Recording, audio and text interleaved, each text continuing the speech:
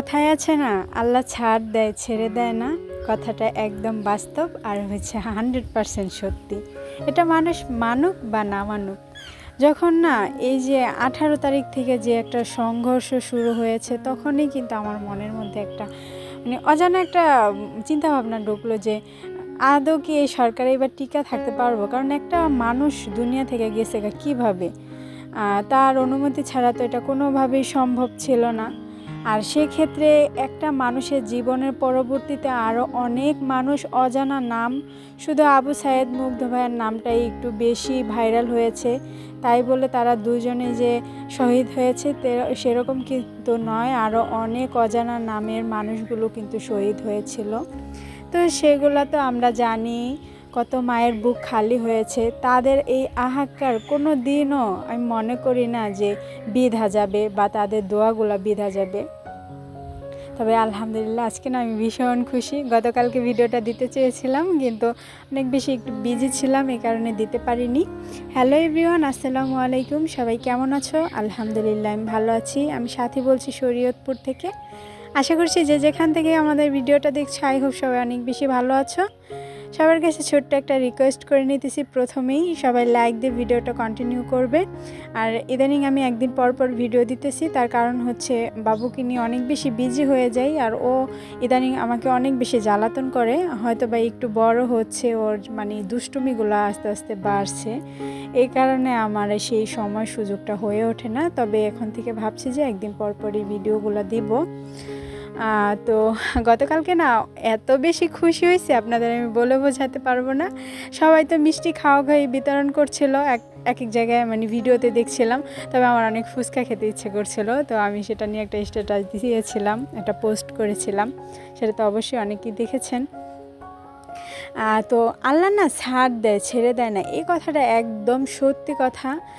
দেখেন কত হাজার হাজার লাখ লাখ মায়ের বুকটা একদম, যারা রাজপথে ছিল তাদের মায়ের বা পরিবারের ফ্যামিলির কি একটা সিচুয়েশন ছিল, কতটা আতঙ্কের মধ্যে ছিল, যে মনে হতো তাদের কাছে, আমার নিজের কাছে মনে হতো যে এই বুঝি কারো জীবনটা চলে গেল এরকম।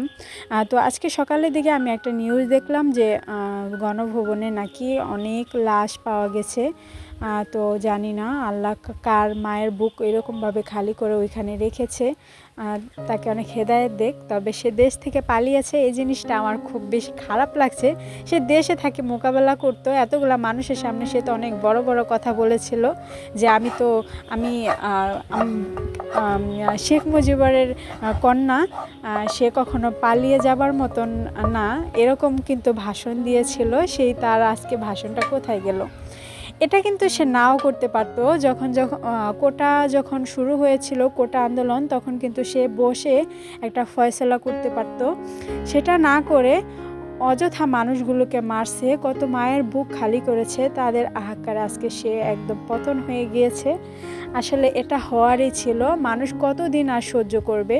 তাদের সহ্যের বাঁধ ভেঙে আজকে এই পর্যায়ে এসেছে। তবে মানুষের যে উচ্ছ্বাস উল্লাস, এগুলা দেখে আমার অনেক বেশি ভালো লাগছিল। যখন আমি শুনেছিলাম সরকার পদত্যাগ করেছে, বিলিভ মি আমি 2টা লাফ দিয়েছি আর দৌড়ে গিয়ে আমার বাবাকে বলছি, বাবা ওঠো, টিভি দেখতে চলো। আমার কাকিদের টিভি ছিল, আর তখন আমাদের নেট ছিল না, ডাটা তো এমনিতে অফ ছিল, আর দ্বিতীয়ত হচ্ছে ওয়াইফাই লাইন তো বন্ধ ছিল আমাদের। তো টিভিতেই দেখছিলাম, আর এত বেশি খুশি লাগছিল, বাড়ির সবাই মিলে টিভি দেখতেছিলাম। এটার মজাই অন্যরকম। হয়তো বা নেট থাকলে এটা কোনোভাবেই সম্ভব হতো না, হয়তো বা আমি ফোনেই দেখতাম। তবে এই জিনিসটা আমি অনেক বেশি উপভোগ করছি সবার সাথে।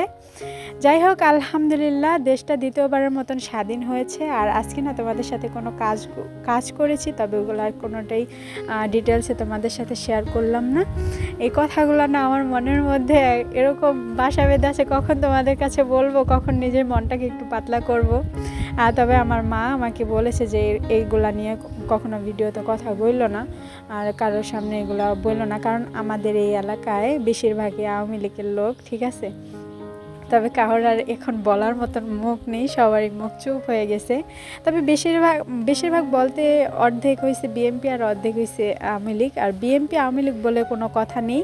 এখন দেশ যেই আসবে আমি চাই যে শান্তিপূর্ণ একটা রাষ্ট্র চালাক, সবাই যেন বাক স্বাধীনতাটুক পাক, এটাই আসলে চাই।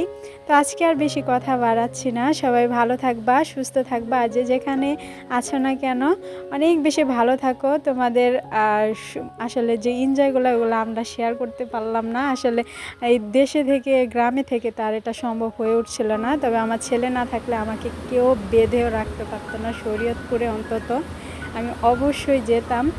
আর এটা আমার অনেক ইচ্ছে ছিল। আর আমার হাজব্যান্ডকে অনেক মিস করেছিলাম। ও দেশে থাকলে আরও হয়তো বা তাহলে যেতাম, এরকম একটা ইচ্ছে ছিল। তবে তোদের দেশে ছিল না। তো যাই হোক, এই তো ড্রাগন ফল কেটে সন্ধ্যার দিকে একটু খেলাম, আর এই সন্ধ্যার পর একটু চা নিয়ে বসেছি। আর এখানেই তোমাদের সাথে বিদায় নিচ্ছি, আর বেশি কথা বাড়াচ্ছি না। সবাই ভালো থাকবা, সুস্থ থাকবা। আজকে এই পর্যন্তই। আল্লাহ হাফেজ, আসসালামু আলাইকুম।